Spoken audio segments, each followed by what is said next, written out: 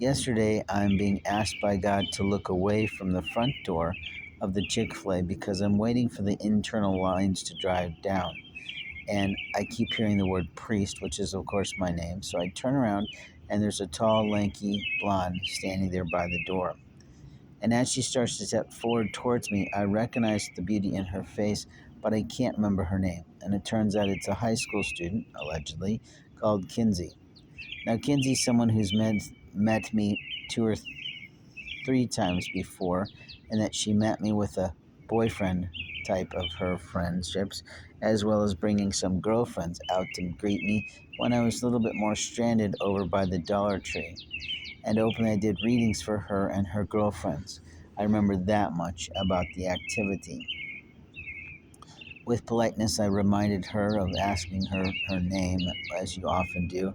Say, remind me of your name, and she told me, and then I clicked into who she was and what she was about. So we began talking and socializing and catching up about where she was in her activities towards college and whether she had moved into being a freshman or not. And she alleged that she was still a high school senior, which sort of surprised me, but I'm like, okay. So we continue to talk, and as I'm realizing that she's talking to me, I'm a little bit pulled away from my pack. But I allowed it because she has been someone who has been one of those iffy girls of did she or didn't she interact with me in a way that was proper or not. And the truth is that there are people like her who like to play their your pal, but then as they pull you away from what you're doing, there's someone there to distract. After I left picking up my sandwich at Chick-fil-A because it was just an in and out stop for me, I found that someone had placed some sort of garbage inside of a beverage container of mine. You see, I usually carry a gallon or so of water or some sort of lemonade or orange aid in order to keep myself hydrated during the heat of the day.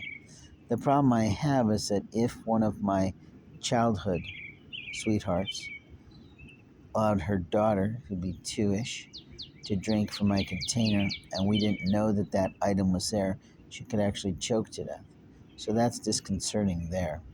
The other disconcerting part is that Kins tends to show up a little bit after I've been somehow physically or sexually assaulted, meaning my beard has been cut off or someone has done something to me physically. It makes you concerned whether or not the little Catholic girl is involved in a thinking concept of that I'm going to be in charge of your body.